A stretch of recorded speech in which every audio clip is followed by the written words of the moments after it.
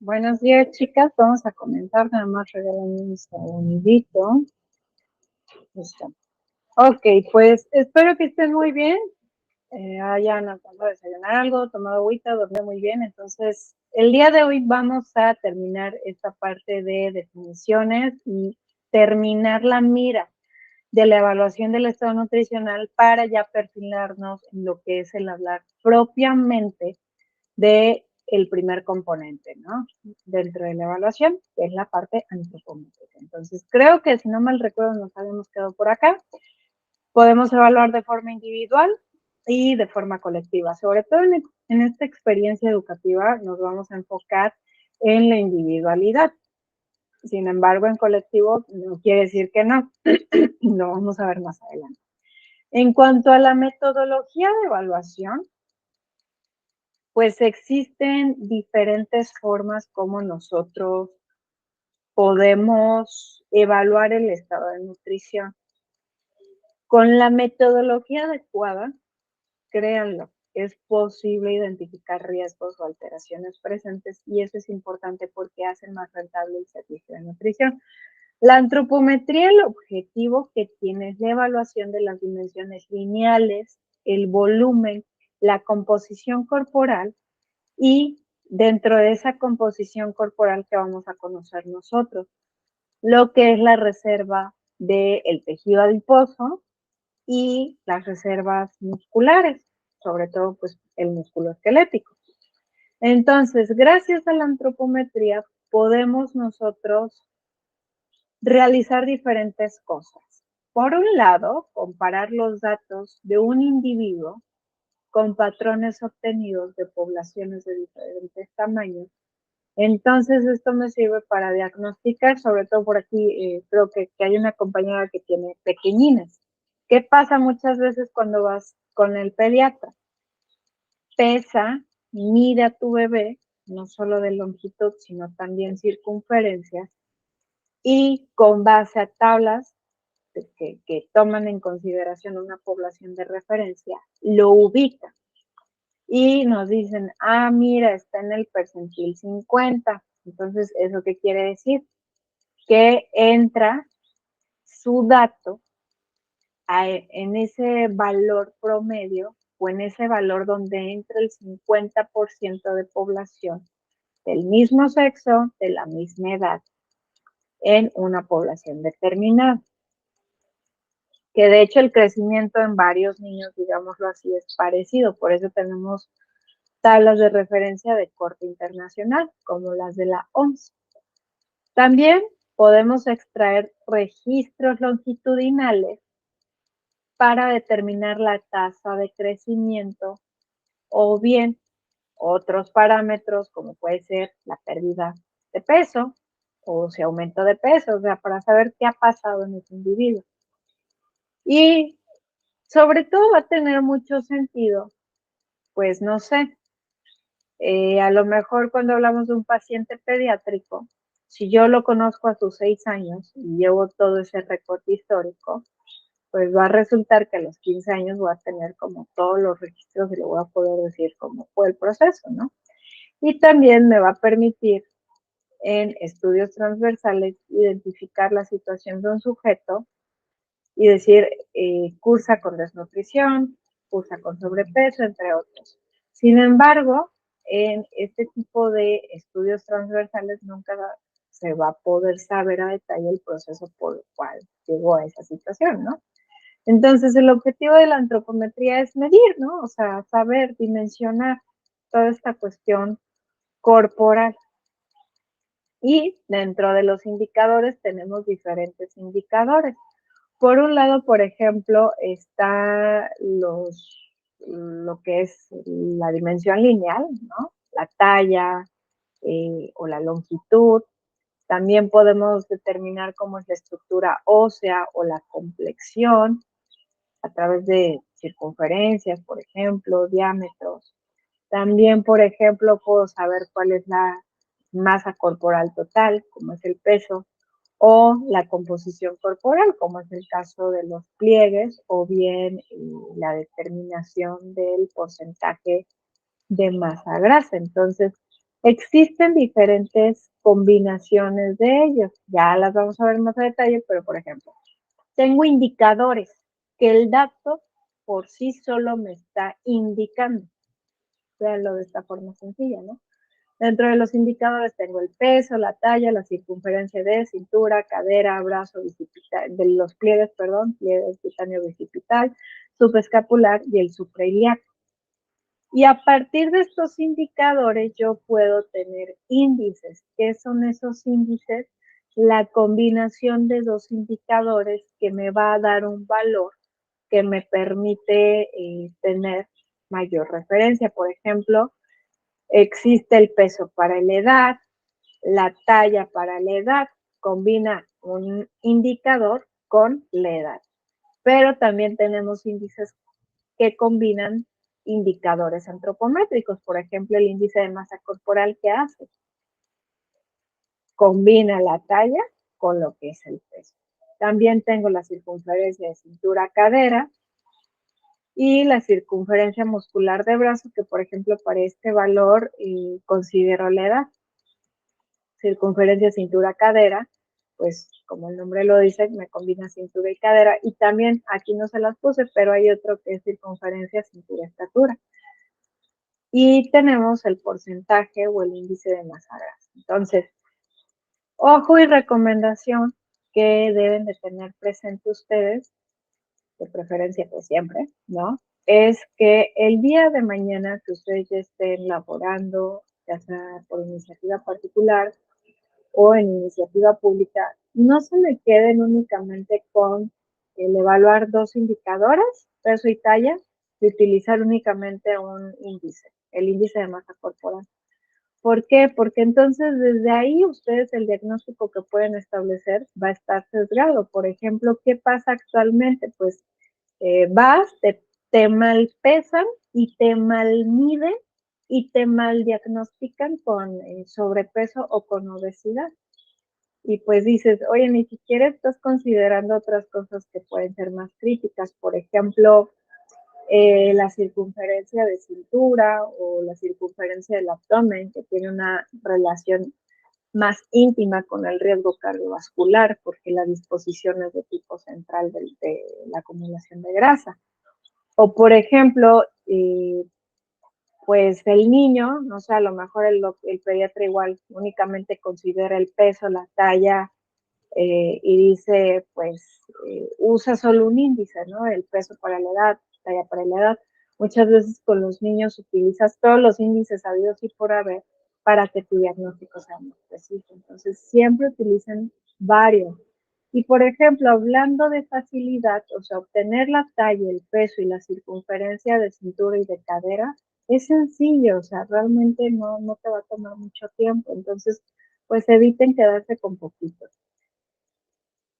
Aquí tenemos la utilidad de algunos índices o indicadores por edad.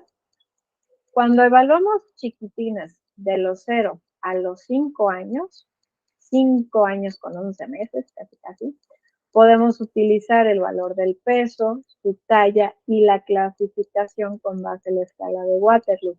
Talla para la edad, peso para la talla, el índice de masa corporal y también esta parte del índice de masa corporal para la edad, la circunferencia cefálica para la edad y la circunferencia del brazo para la edad. Fíjense cuánto puedo utilizar yo para llegar a un diagnóstico únicamente antropométrico. Con los chiquitines de los de los 6 a los 10 años, utilizo el peso, la talla, la circunferencia del brazo, el pliegue titanio tricipital y el índice de masa corporal. Asimismo, para población de 11 a 18 años, a excepción de que aquí van a encontrar algunos componentes diferentes.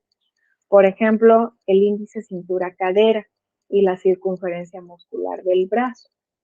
Entonces, aquí vienen a jugar otro papel, otros componentes.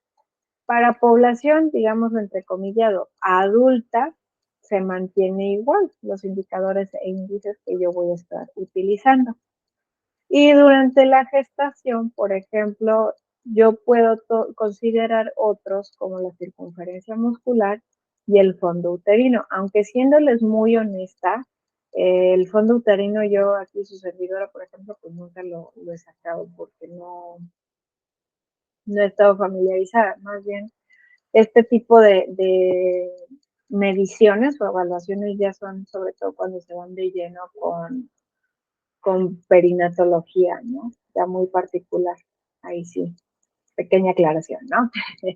Entonces, no solo es hablar de la parte, o sea, toda la metodología antropométrica, ahorita se los mencioné a grandes rasgos, la vamos a ver a detalle.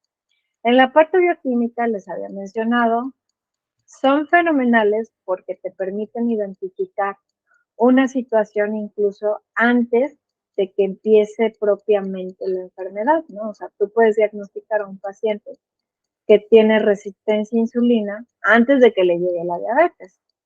Y también recuerden que tenemos diferentes tipos de muestras. Pero también, por ejemplo, lo fenomenal de los análisis bioquímicos es que te pueden decir muchas cosas. Aquí se los pongo ejemplificando el cómo tú puedes evaluar el estado de un nutrimento y las pruebas que puedes usar. Por ejemplo, si te interesa conocer el estado de proteína o de inflamación, principalmente, ¿qué vas a hacer? Medir proteínas en suero. ¿Por qué? Porque tienen una semivida. Sobre todo, cuando hablamos del estado de proteína, me va a interesar cuando estoy hablando de desnutrición. Si yo la quiero clasificar, si es únicamente de tipo energético o es energético proteica o es netamente proteica. Ahí yo puedo medir albúmina, transferrina, lactalbúmina, pero estas también las puedo medir en la inflamación porque justamente derivado del estado de agresión fisiológico se alteran. Sobre todo estas que están colocadas aquí, a excepción de la relación creatinina-tallar, muchas veces me va a ayudar para medir la inflamación. En el estado de hierro, igual yo puedo solicitar diferentes pruebas, independientemente de quedarme con el típico dato, ¿no? De que, pues me hice una hemoglobina, una biometría hemática y mi hemoglobina salió alterada, ¿no? O sea, puedes pedir más pruebas. En el estado del calcio, por ejemplo, puedes medir la fracción de calcio en suero, es decir, en sangre, o medir el calcio urinario, dependerá. Por ejemplo, en los cálculos litiasis renal, cálculos renales, se pueden hacer por diferentes compuestos, entre ellos está el calcio. Entonces, ojo por ahí, porque supongamos la siguiente situación. Acude a consulta una paciente con ustedes, mujer, adulto mayor, con diagnóstico de osteoporosis. Lo sensato sería decir, bueno, mando con la dieta calcio y también mando a suplementar calcio. Pero es sugerido que se haga una prueba de calcio urinario para corroborar que no esté eliminando más calcio de lo normal y además evite formar un cálculo de calcio, ¿sale? Considerando las características de mi paciente, ¿no? Ahora, también puedo evaluar el zinc o diferentes vitaminas, tanto lipo como hidrosolubles, en función, pues, de lo que esté sospechando, ¿no? Por ejemplo, vamos a ponernos creativas y puede ser que de pronto, ahorita, ya se me viene un ejemplo a la mente. Van a decir que parece sacado de ciencia ficción. Pues bueno, ustedes saben que vino el huracán Otis y arrasó en Acapulco, ¿no? Entonces, toda esa gente, desgraciadamente, no tiene acceso a una gran variedad de alimentos. Bueno, ya se está poniendo toda la red y eso, pero vamos a ponerlo así como de película trágica, ¿no? Supongamos que no cuentan con la infraestructura y lo que tú quieras. Entonces, de pronto empieza a existir mucha carencia de alimentos ricos en vitamina B12, ¿vale? Y entonces empieza la población con ciertos datos clínicos, o sea, sin pensar, esta cuestión de carencia, empieza la gente con datos clínicos de deficiencia de B12. Entonces se pueden mandar a hacer pruebas de laboratorio para diagnosticar efectivamente si estamos ante un estado de carencia, ¿no? No, les puse el ejemplo más inverosímil, pero para que se dieran una idea. Entonces, a pesar... ¿sí? Entonces, los bioquímicos es básicamente evaluar el estado de nutrición del paciente en base a pruebas químicas, por así decirlo. Es que en la parte bioquímica, o sea, la vez pasada se los había puesto como que tú puedes diagnosticar, por ejemplo, situaciones muy puntuales, ¿no? Por ejemplo, que quieres diagnosticar una diabetes, pero la parte bioquímica te sirve porque para evaluar el estado nutricional puedes, o sea, evaluar diferentes situaciones, no únicamente nutrimentos, sino situaciones clínicas. Entonces, ahorita a lo mejor no queda como muy ejemplificado, pero las pruebas bioquímicas tú siempre las tienes que incluir. Ahorita voy a poner un ejemplo ya hasta el final para que quede como más integrada esta parte. Diferentes ejemplos, ¿sale? Pero ahorita lo anoto. Gracias, No, de que ya para que lo veamos, o sea, como todo. Ahorita me quiero ir a ABCD, ya para conjuntar. Adicionales, aparte de esos indicadores que teníamos aquí, por ejemplo, pruebas que me van a dar resultados, perdón, puedo también tener indicadores hematológicos. Por ejemplo, pues sí, hay anemias, pero hay diferentes tipos de anemia. Entonces, existen indicadores que me orientan, por ejemplo, el volumen corpuscular medio, la concentración media de hemoglobina, y me dicen qué tipo de anemia es. También existen indicadores inmunológicos, dependiendo la situación, pero me van a informar básicamente que la situación nutricional está disminuida porque el sistema inmune y el estado nutricional casi que van de la manita. Si el estado de nutrición es subóptimo, por consecuente el estado inmunológico también está subóptimo. Y también se puede utilizar para la valoración de la respuesta endocrino-metabólica, porque pues finalmente ahí es como adentrarse en la función, pero tú vas a encontrar cuál es la endocrinopatía, o si es una endocrinopatía ante lo que tú estás, o bien es una situación clínica como una diabetes, una hipertensión o alguna otra afección cardíaca que está trayéndote de la mano alteraciones en las hormonas, o bien es otra situación que está repercutiendo aquí, alterando. Ya sería como hablar de situaciones muy particulares, por ejemplo, el estrés o la fatiga suprarrenal es una condición como muy particular, pero pues básicamente te va a repercutir en la función de las suprarrenales, que las suprarrenales son como la tiroides, o sea, te regulan casi que muchísimas cosas.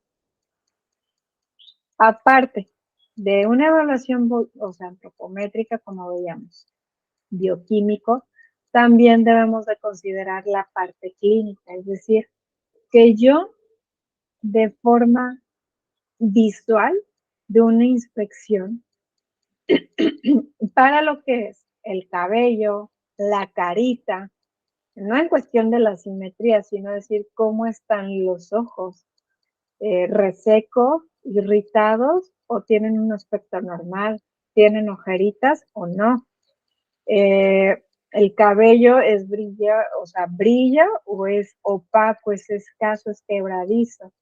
Los dientes están presentes o las encías están inflamadas. Ay, perdón, ahí dice legma, es lengua, el estado de la lengua, el cabello, otra vez lo repetí. Se los voy a cambiar esta diapositiva, perdón. Las uñas, el tejido subcutáneo, es evaluar todo. Y aparte, no solo es como decir, usted quédese sentadito, nomás lo voy a ver, sino ver si el paciente está apático o bien está muy alterado, ¿no? está en constante estado de alerta, o bien está teniendo una interacción normal, sin signos de dolor. Permítanme tantito.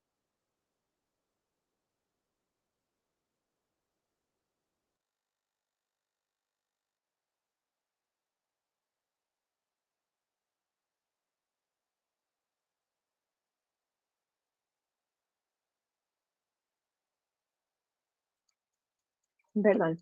Entonces, hay unos signos muy característicos que la OMS normalmente nos propone. Entonces, por ejemplo, pues para poder saber que estamos ante la obesidad, aquí sí se vuelve un poco antropometrista la cosa, perdón, digo antropometrista porque si se dan cuenta únicamente considera el índice peso-talla, los panículos adiposos y la circunferencia de cintura. Metodológicamente, ¿qué sería correcto? Complementarlo con análisis bioquímicos pertinentes. Por ejemplo, en la obesidad, hablándola como algo patologizante, sería decir, me interesaría pedir pruebas bioquímicas que me dieran a conocer el estado de inflamación. Entonces pides pruebas específicas. Aparte, lo complemento con cuestiones clínicas que no son propias de la obesidad, pero que van acompañadas, que puede ser patologías digestivas, un proceso digestivo subóptimo, puede haber alteraciones musculoesqueléticas, puede haber afecciones emocionales, que insisto, no son propias de la obesidad, pero van a estar haciendo una sinergia con ese exceso de tejido adiposo, con esa inflamación, y pues van a decir que la obesidad es patologizante, ¿no? También, por ejemplo, la desnutrición, igual se pone antropometrista, muy sí, o sea, muy centrada en la antropometría aquí como lo tenemos, porque pide que se evalúe lo que es la letargia, bueno, ahí es un síntoma, pero tenemos algo de tipo antropométrico, como el bajo peso, una disminución del panículo adiposo, pérdida de elasticidad cutánea. Bueno, ahí es un dato clínico, un signo, ¿no? Pero también lo vamos a conjuntar con pruebas bioquímicas. Por ejemplo, les había mencionado la albúmina, por ejemplo, y con otras pruebas clínicas. Por ejemplo, si estoy hablando de desnutrición, digo, bueno, la desnutrición me puede impactar en muchos sentidos. Puedo hablar de una ingesta subóptima de vitaminas lipo e hidrosolubles. Entonces, dependiendo de esas, puedo buscar. En el caso de deficiencia proteico-calórica, pues normalmente va a haber datos clínicos como es el edema, atrofia muscular, un bajo peso, cambios en el cabello. Ay, perdón, ahí dice Kapler. Pues voy a cambiar esa presentación, nunca me había dado cuenta que estaba bien mal escrita. Descamación cutánea y entonces la piel es muy reseca. También podemos hablar de deficiencia de vitamina A. Podemos tener como muy engrosada la piel, alteración a nivel de la piel y de la conjuntiva. Va a dar manchas de Bitot, que son estas manchitas que se ven como blancas, ubicadas en la córnea, que son blancas espumosas y son de forma superficial. Pero también pues podemos tener la inflamación de los ángulos de los párpados. Perdón, pues, eso es de la vitamina B12. Les estaba hablando de la vitamina A. También puedo tener lo que es problemas en los folículos pilosos y queratomalacia, es decir, alteraciones en lo que es ciertas estructuras. A ver, permítanme tantito. Ah, sí, sí está. Ya es que quería estar segura de que sí estuvieran las demás. Entonces, por ejemplo, la riboflavina, pues yo puedo tener datos muy característicos, como es una estomatitis en lo que es de forma angular, en la boca, La lengua puede tener una coloración púrpura, puedo tener seborrea nasolabial, los ángulos de los párpados los puedo tener inflamados.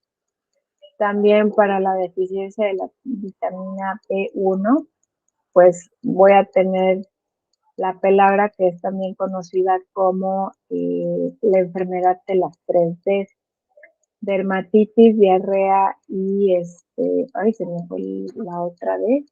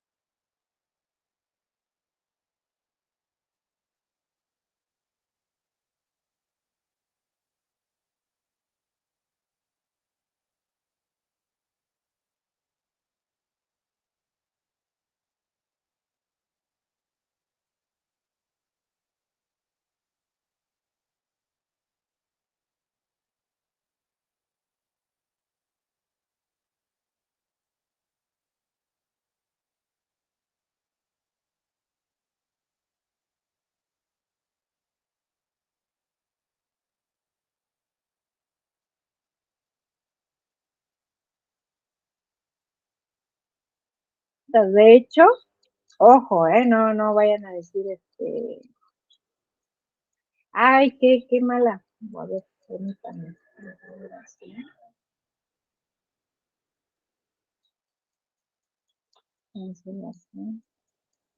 Miren, a ver, puedo prender la camarita.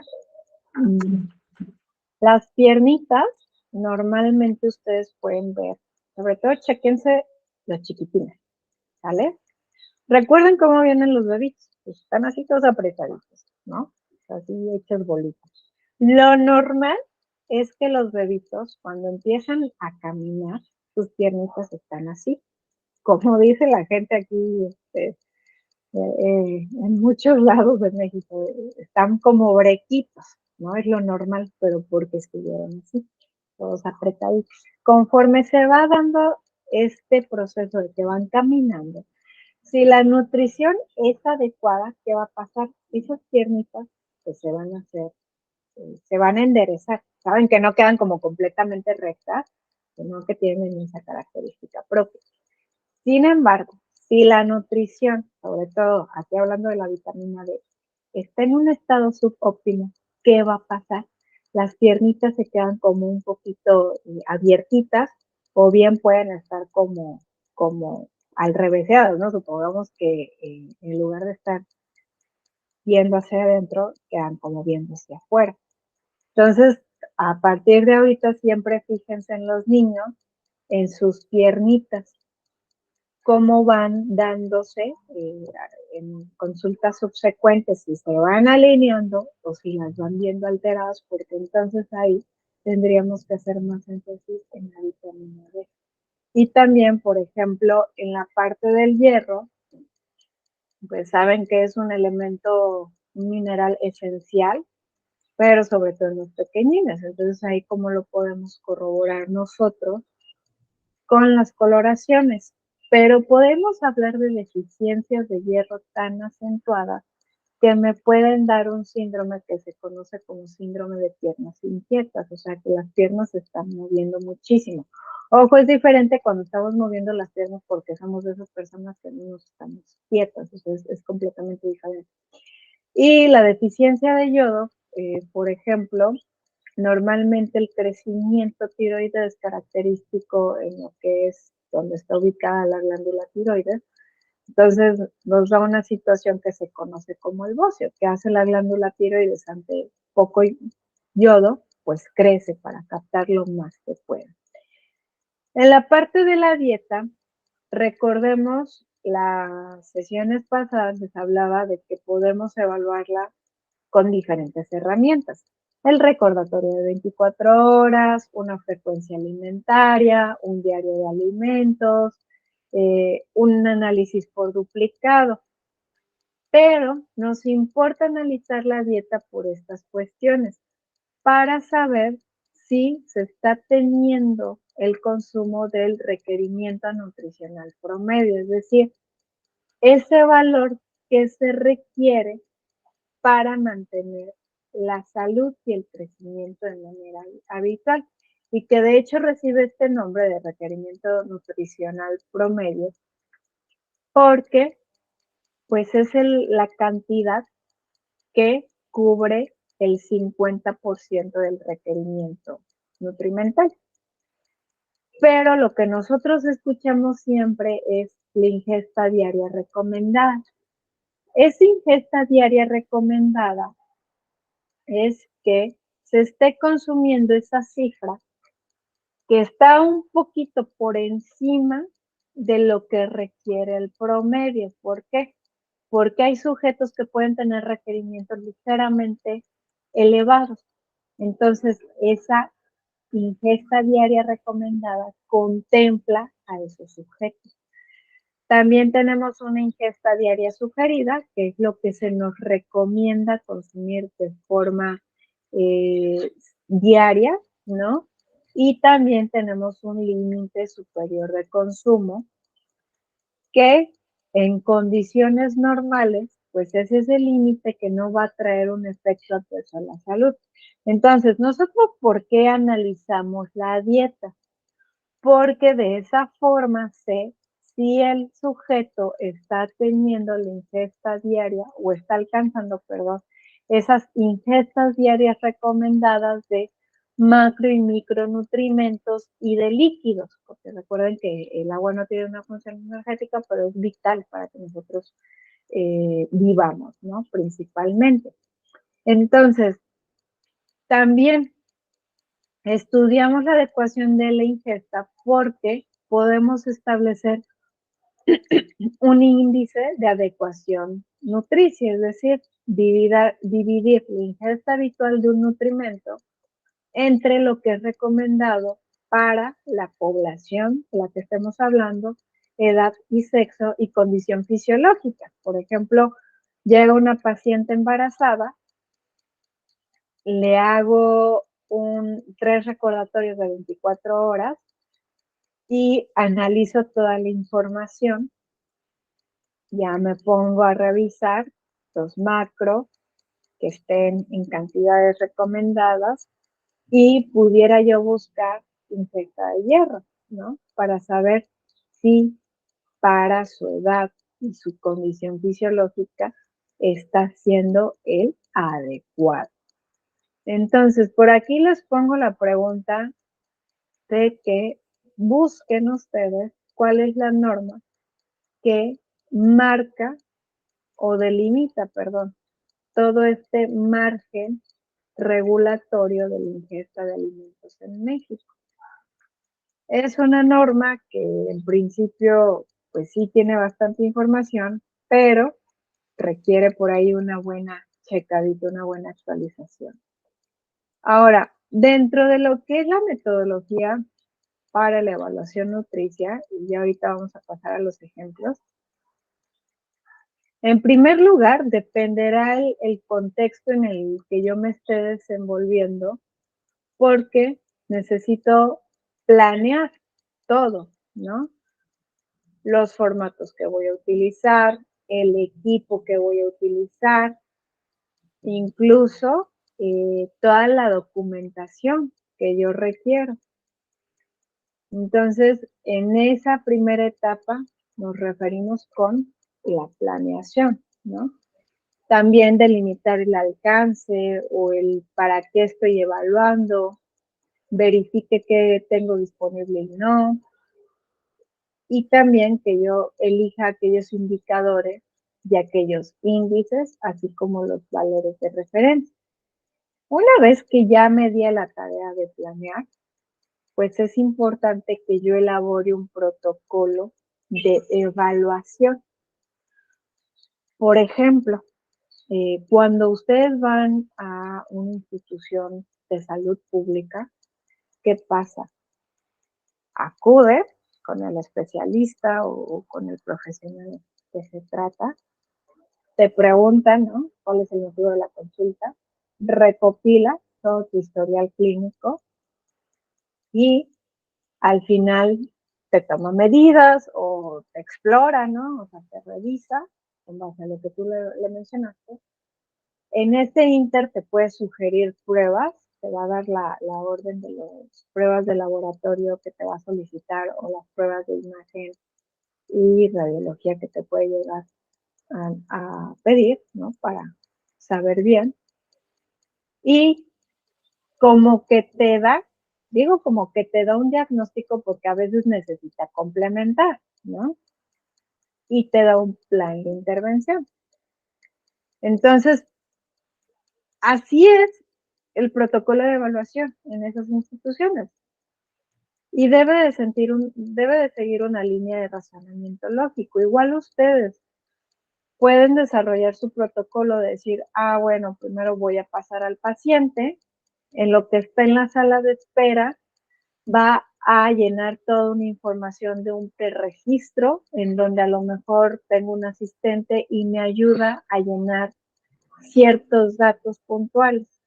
Para el momento en el que pasa conmigo, ya hice como una especie de embudo en esa etapa de preregistro y puedo preguntar directamente por ciertas cuestiones muy particulares. Si se dan cuenta, es como tener una serie de filtros. Y ya al final lo analizan. O sea, es como que ustedes pongan toda la metodología. Adicional, deben de considerar lo que es la elaboración de formatos para el registro de indicadores, las guías, los manuales para que pueda ser aplicable. Por ejemplo, pues, que pasa muchas veces en la institución pública, hay manuales para que todos lo hagan de la misma manera. Y por último, que se seleccionen las técnicas de medición y los indicadores, es decir, bueno, pues ya que tengo mi protocolo, ya que elegí mis indicadores, tengo los formatos, pues voy a seleccionar, por ejemplo, esta técnica para la medición de la cintura, ¿no? Entonces, después de esta fase de tanto planear, viene una fase muy importante, que es la de desarrollo. ¿Qué vamos a hacer en esta fase? Básicamente estandarizar las técnicas de medición, es decir, que se mida lo que se tiene que medir, ya se los platicaré a detalle más adelante, y aplicar esas técnicas ya estandarizadas para poder ir analizando la precisión. Y también, posterior a esta fase de desarrollo, tengo una fase de análisis, en donde depuro los datos que pueden no servirme, calculo índices, hago mis determinaciones, hago la evaluación del todo, del conjunto de toda la información que tengo, integro los diferentes resultados, identifico dónde necesito actuar, establezco un diagnóstico y lo informo. Y, a ver, permítanme tantito. Entonces, bueno, antes de pasar, nada más aquí, dentro de las técnicas de medición, bueno, esta diapositiva me la voy a saltar. ¿Saben por qué? Porque la de antropometría lo menciona, entonces ahorita no. Nos quedamos aquí, ¿no? De que estudio diagnóstico e informo. Esto, olvídenlo unos segunditos. Y llego a esta parte, ¿no? O sea, de qué vamos a hacer en el diagnóstico nutricio e informe. Entonces, pues ya que estoy encontrando problemas relacionados con la nutrición y dónde necesito actuar y demás, defino el problema, o sea, le pongo nombre y apellido, establezco una hipótesis en términos de probabilidad de dónde viene el problema, delimito los signos y síntomas y le informo al paciente de la situación. Entonces, ahora sí, Cian, complementando y tratando como de darles tanto a Cian como a Carla los ejemplos. de todo esto, que yo sé que puede ser como un poquito complejo de digerir, la evaluación del estado nutricional es el todo, o sea, es todo el proceso que hemos estado hablando en este punto. Entonces, en situaciones probables, ¿no? Ya los ejemplos. Supongamos que acude a ustedes una paciente en edad reproductiva por primera vez porque está buscando embarazarse, pero no le es posible. Entonces, pues ha acudido con el ginecólogo y pues el ginecólogo en las revisiones nada más le comentó que hay como unos pequeños quistecitos ahí alterados y pues nada más, ¿no? O sea, pero que no es nada grave. Entonces le dijo que fuera la nutrióloga pues para ver qué podía hacer, ¿no? Entonces, motivo de la consulta, pues diríamos como nutrición preconcepción, ¿no? Pero realmente no sería ese el motivo. Acude a consulta porque su interés es lograr un embarazo. Probablemente se queden así como de ching, ni siquiera me lo imaginé o no lo veía ni venir. Entonces, ustedes empiezan paso número 1, la evaluación. Llenan toda la historia clínica, preguntan todos sus antecedentes y el primer puntito de la evaluación que mencionábamos era la parte de la antropometría. Entonces, toman su estatura, toman su peso, toman sus circunferencias y su porcentaje de masa grasa. Tan solo de esa parte antropométrica pueden establecer un diagnóstico, que van a decir, bueno, acude paciente con base al índice de masa corporal es normopeso, sin embargo, se encuentra que su circunferencia de cintura posee un riesgo cardiovascular al encontrarse por encima del punto corte. Sin embargo, el porcentaje de masa corporal, de grasa corporal, perdón, entra todavía en clasificación normal. Ahora, en la parte bioquímica, le preguntan a esta paciente, bueno, ¿qué exámenes ya te hicieron? Y le dice, pues ya me mandó a hacer el ginecólogo esa vez que fui, una química sanguínea, una biometría hemática y también me mandó a pedir un perfil hormonal y resulta que estoy alterada. Entonces se ponen a ver a detalle y resulta que la glucosa, si bien no entra en la clasificación de diabetes, está en resistencia a la insulina.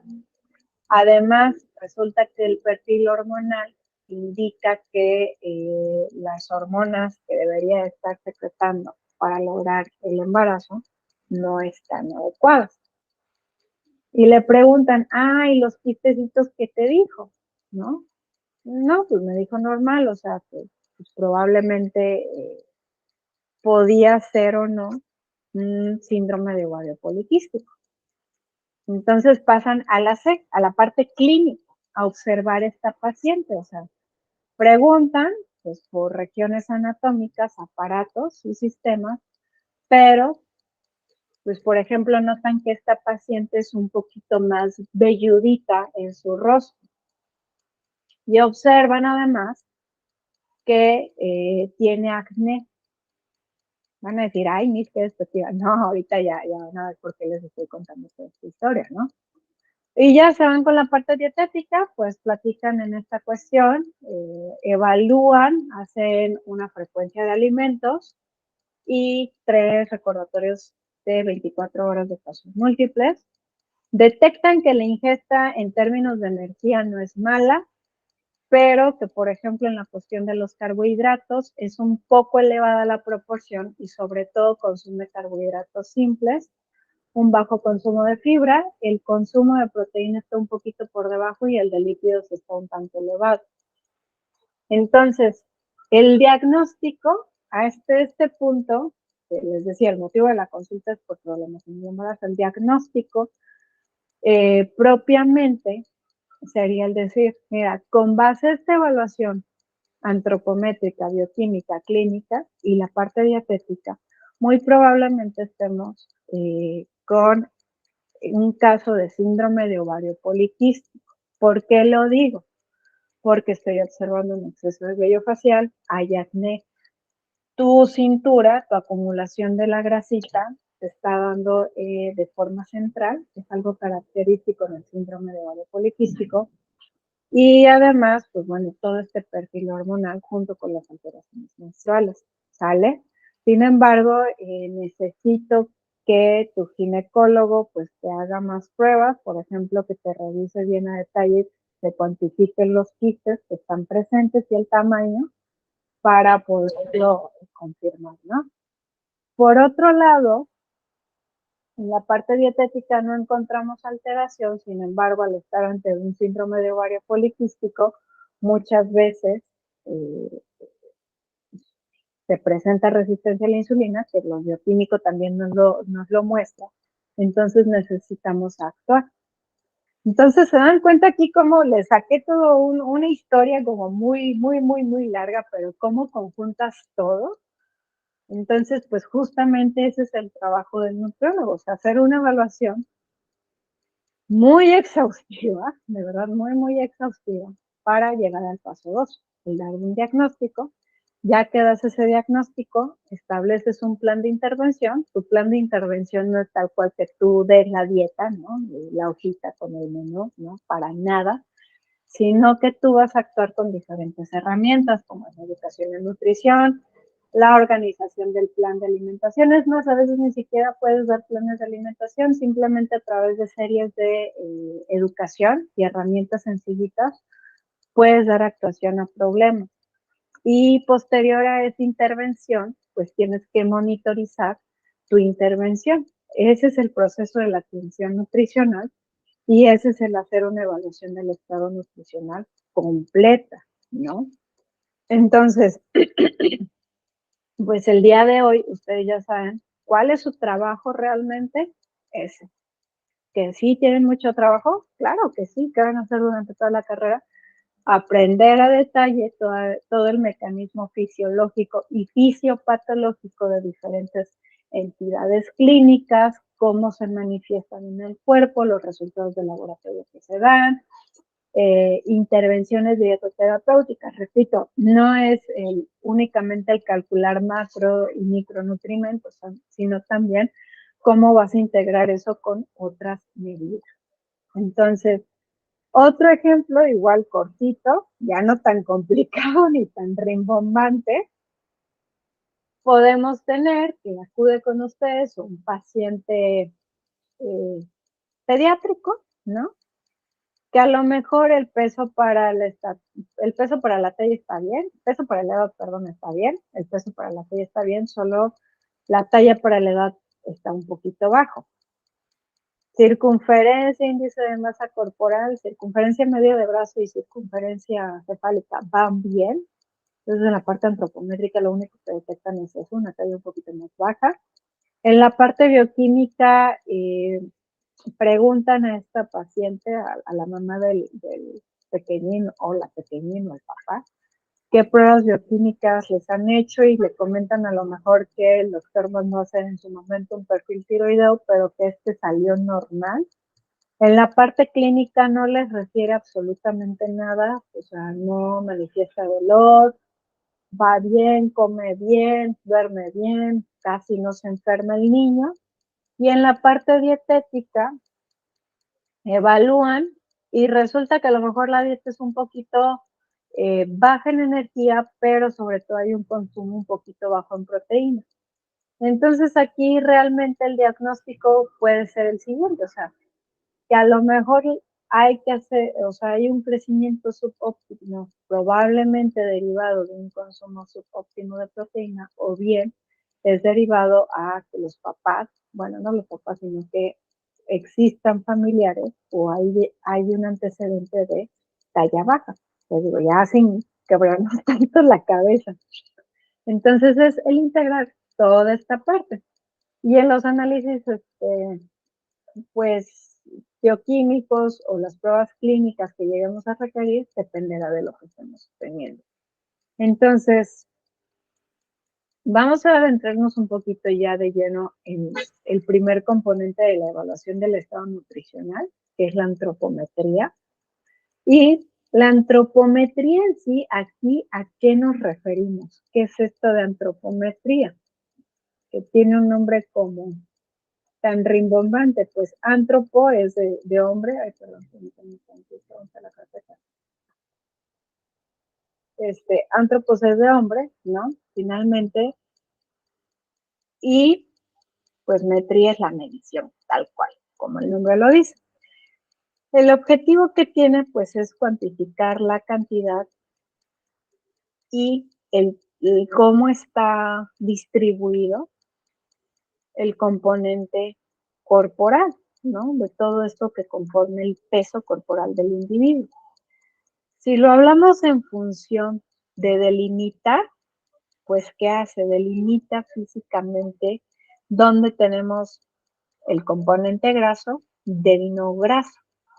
Entonces, la antropometría se puede usar de tal suerte que nos permite integrar diferentes indicadores e índices que nos van a referir salud, desarrollo y crecimiento.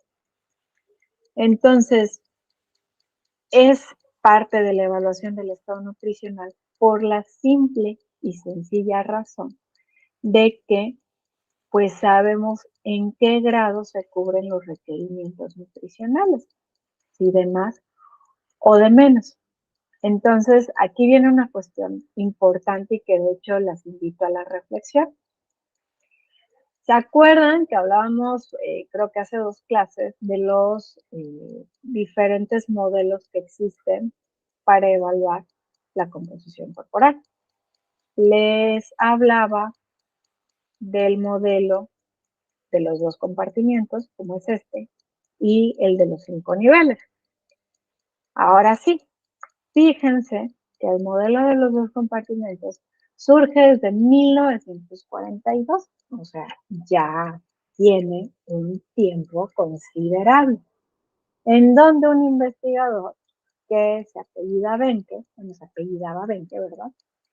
Pues analizó la composición de diferentes individuos para establecer el concepto de hombre de referencia. Como decir, este es el referente, este es el mero, por así decirlo. Entonces, él apuntaba que el organismo posee, en el caso de hombres, un 15%, chéquense el dato, o sea, un 15% de grasa total, de la cual el 12% es de reserva, es decir, tiene esa función de dar energía en dado caso de que se requiera, y solo el 3% es esencial para funciones endocrinas. El 44% es músculo y el 14.9% es hueso. En el caso de las mujeres, la grasa total es del 25%, siendo que 13% es de reserva, esencial 12%, masa muscular un 38% y hueso 12%. Ahora, aquí va la cosa crítica o la cosa interesante en la cuestión. 1942, ¿en qué año estamos ahorita? ¿No?